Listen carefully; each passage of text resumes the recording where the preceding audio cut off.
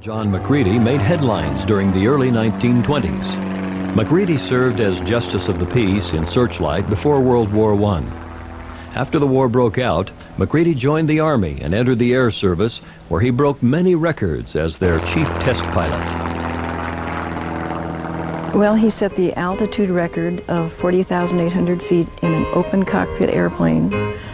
And he had a world altitude record, world endurance record, and world non-stop record. Altitude, endurance, and distance records, and he held them all for many years at the same time.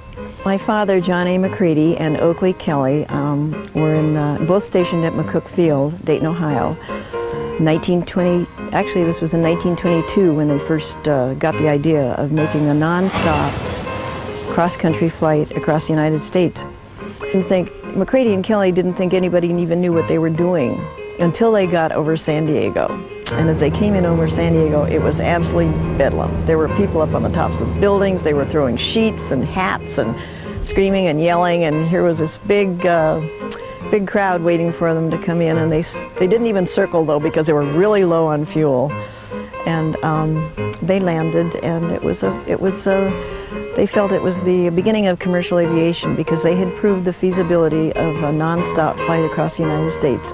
They put him in charge of testing the turbo supercharger, and this was very important to the United States because it was the thrust that gets the airplanes up in the air. And the curator of Wright-Patterson Air Force Museum has said that had it not been for the testing and development of the turbo supercharger by John A. Macready, the outcome of World War II might very well have been different.